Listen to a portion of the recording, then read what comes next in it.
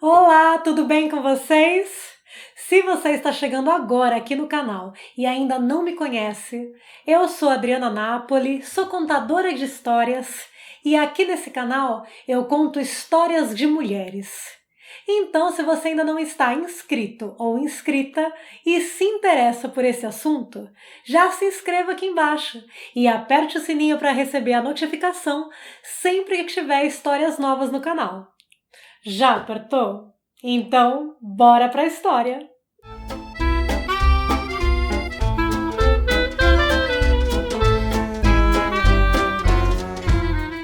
Há muitos e muitos anos atrás, para ser exata, há 200 anos atrás, iniciava a trajetória de alguém que se tornou uma lenda por salvar a vida de muitas pessoas durante uma guerra. Essa pessoa não foi um rei bondoso, nem um general valente ou um soldado destemido, como em muitos contos que chegam até nós. Essa pessoa foi uma mulher determinada. Uma enfermeira que colocou a sua própria saúde em risco para cuidar da saúde dos outros. Como hoje, em 2020, muitos anos depois, em meio a uma pandemia, muitas mulheres nos hospitais continuam fazendo, deixando muitas vezes as suas próprias famílias para cuidar das nossas. Na cidade de Florença, na Itália, nasceu uma menina. Seus pais eram britânicos e muito ricos, viviam viajando e por isso estavam na Itália naquele momento. Depois que a menina nasceu, pensaram: ai, que nome dá para essa criança? Pensaram um pouco e assim, num momento de pura criatividade dos pais, eles decidiram: ela nasceu em Florença, vamos chamá-la Florence, claro! Gente, eles tinham uma coisa com o nome de cidades, porque eles já tinham uma filha mais velha chamada Partênope, que recebeu esse nome porque havia nascido na cidade de Nápoles, e o nome grego da cidade de Nápoles é Partênope. Ai, chique, né? A partir de agora, meu nome artístico não vai ser mais Adriana Napoli, agora vai ser Adriana Partênope. Ai, adorei! Nesse momento, você que está assistindo essa história, pense no nome da cidade que você nasceu. E imagine se seus pais também tivessem essa mania de batizar os filhos com o nome da cidade que eles nascessem. Você estaria feliz? Escreve aqui nos comentários qual seria seu nome. Talvez Osasca, Mongaguaiane, Praia Grandina, São Bernarda, não sei, gente, me conta. Mas apesar de ser um nome bem comum para a época, Florence foi o nome dessa mulher que ganhou tanto reconhecimento que depois dela muitas crianças foram batizadas assim. Tanto que para nós hoje em dia nem soa tão estranho como soava para aquela época. Florence era uma menina bem diferente para os padrões da época. Em uma época em que a educação da mulher era voltada para os serviços do lar e era incentivado que a mulher fosse apenas mãe e esposa, Florence queria aprender matemática. Seu pai era a favor que a filha estudasse, tanto que ele mesmo a ensinou a falar italiano, latim, francês, grego. Ela aprendeu também filosofia, história, matemática. Era inteligente, culta e rebelde. Desde muito jovem percebeu que aquela vida de dona de casa não era para ela. A sua vocação era outra.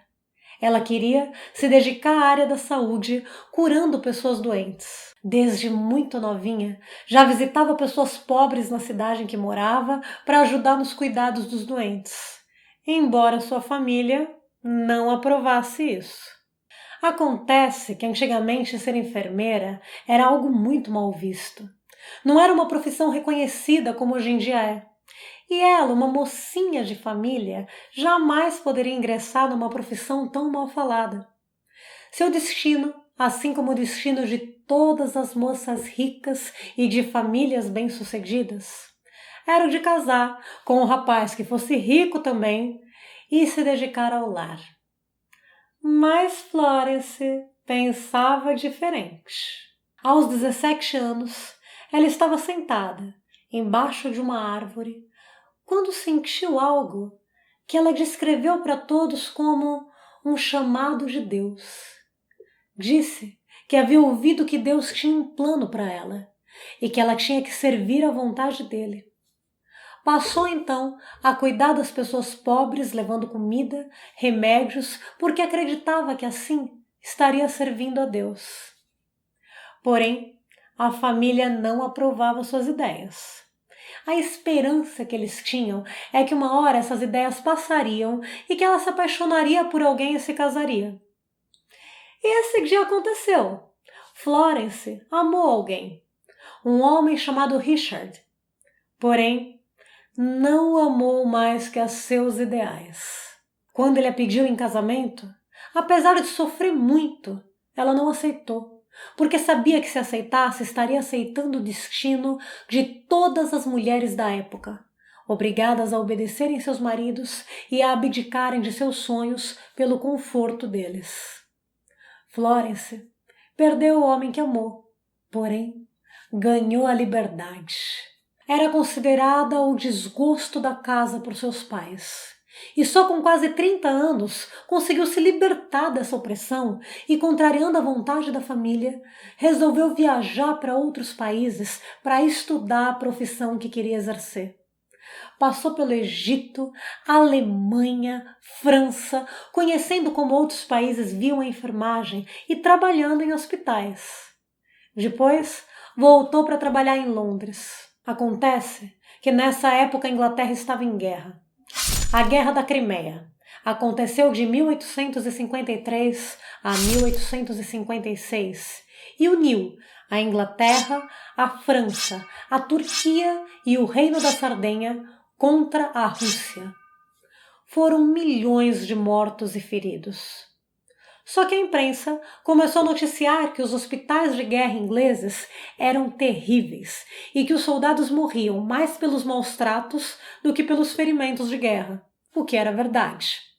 E não foi nada positivo para a época. Pressionado pela opinião pública, o ministro Sidney Herbert, que já conhecia Florence, pede para ela organizar um grupo de enfermeiras para irem ajudar nos hospitais de guerra, que simplesmente não tinham enfermeiras.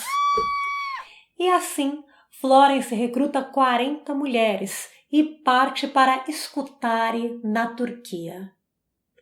Quando os militares na guerra recebem um comunicado dizendo que estava chegando para ajudar nos hospitais enfermeiras sob a supervisão de Nightingale, acharam que Nightingale era o sobrenome de um homem. Claro, porque quem poderia ser o superintendente das enfermeiras se não fosse um homem, não é? E quando ela chegou, ficaram chocados que quem se apresentou como responsável não era um Sr. Nightingale, e sim Florence Nightingale, uma jovem mulher. Sim, ela teve que enfrentar muitos preconceitos vindos por parte dos militares. Quando conheceu o hospital, Florence e as outras mulheres ficaram horrorizadas com as condições. Aquilo não era um hospital como nós conhecemos hoje em dia, e sim um depósito de pessoas deixadas para morrerem. Haviam ratos, vermes por todos os lados. O lugar era totalmente insalubre, sem limpeza, sem ventilação, sem água limpa para os feridos beberem. Não haviam suprimentos nem lençóis, e chegaram até a encontrar um corpo de uma pessoa esquecido em um lugar. Florence, então, passa a cuidar da higiene e da organização do local, solicitando suprimentos e materiais de limpeza. O que, acreditem vocês, desagradou a muitos oficiais, porque como aquela mulher ousava passar por cima deles. Mas mesmo assim, Florence foi incansável.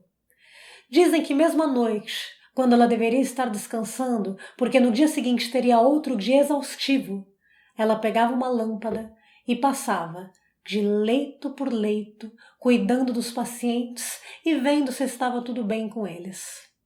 Sim, nessa história não é um gênio que aparece em uma lâmpada concedendo pedidos, e sim uma mulher, tão humana quanto nós, mas que naquele momento representava também a salvação para aqueles homens. Quando algum falecia, ela escrevia uma carta para suas mães ou esposas numa tentativa de tranquilizá-las, dizendo que o soldado tinha partido sem sofrer ou sem sentir dor. O que às vezes era uma mentira, mas assim ela confortava o coração dos familiares já tão destroçados pela perda de uma pessoa querida. Lutou por melhores condições para os soldados. Por exemplo, o soldado que era ferido e hospitalizado tinha seu pagamento suspenso por não estar mais na batalha. E ela, por meio das suas cartas ao ministro, conseguiu que isso fosse mudado. Logo, ela ganhou a devoção de todos aqueles soldados. Algumas pessoas dizem que os soldados chegavam a beijar a sua sombra no chão quando ela passava a noite, iluminada apenas por sua lâmpada. Mas Florence contraiu uma doença no hospital, brucelose, uma infecção que causa muita dor, e por isso, quando acabou a guerra e ela voltou, se tornou uma mulher reclusa em sua casa. Mal podia sair para caminhar sem sentir dor. Porém, mesmo isolada em seu quarto, produzia. Escreveu em torno de 200 livros sobre enfermagem e revolucionou essa área, tanto que hoje ela é considerada a mãe da enfermagem moderna. Florence se tornou a mulher mais famosa e querida na Inglaterra depois da Rainha Vitória, que inclusive também manifestava admiração pelo seu trabalho. Era considerada por todos uma heroína de guerra. Em agradecimento ao seu trabalho, 70 pessoas se uniram e fizeram a Fundação Nightingale, que ela passou a reger. Assim, em 1860, ela funda a primeira escola de enfermagem da Inglaterra, no Hospital St. Thomas, e tira essa profissão do lugar mal visto que antes ocupava. Essa escola existe até hoje. Em 1907, o rei Eduardo VII lhe concedeu a Ordem ao Mérito, um título que nunca havia sido concedido antes a uma mulher. Por machismo, claro, mas evidencia o lugar de destaque que ela atingiu. E até o fundador da Cruz Vermelha chegou a admitir que, embora ele fosse conhecido como a pessoa que fundou a Cruz Vermelha, a honra era devida a uma mulher que o inspirou, Florence Nightingale. Seus relatórios e o uso que ela soube fazer das estatísticas influenciaram muito a maneira como administram os hospitais hoje em dia. Ela criou procedimentos que até hoje são estudados nas escolas de enfermagem, como a importância de cuidar da ventilação dos quartos, a iluminação, a limpeza, a temperatura, a alimentação. Então saiba que se você estiver hospitalizado e uma enfermeira entrar no seu quarto, abrir as janelas, cuidar da sua higiene, da sua alimentação, muito provavelmente você deve isso ao legado deixado por Florence Nightingale, que possibilitou as rotinas que são estudadas hoje nos cursos de enfermagem. Florence escreveu livros até que a cegueira a impossibilitou de continuar o seu trabalho. E aos 90 anos, no dia 13 de agosto de 1910, ela nos deixou. Exatamente. Esse mês fazem 110 anos que a Dama da Lâmpada se foi. Seu aniversário, dia 12 de maio, é considerado o dia da enfermagem, e a lâmpada que ela usava é o símbolo dessa profissão. E finalizo essa história deixando o meu agradecimento a todas as profissionais da saúde que, nesse período tão conturbado em que estamos passando, estão nos hospitais arriscando suas vidas, infelizmente, por falta de políticas públicas que garantam sua segurança. Meu total apoio a vocês, meu agradecimento e espero que os ventos e os votos tragam tempos melhores para nós. Eu já contei aqui no canal a história de Elizabeth Blackwell também, a primeira mulher médica. Eu vou deixar aqui na tela final o link para você assistir, que vai aparecer aqui deste lado. E se você gostou desse vídeo, dá um joinha e compartilhe com pessoas que você acha que podem gostar e se identificar com essa história. Um beijo grande e até a próxima semana!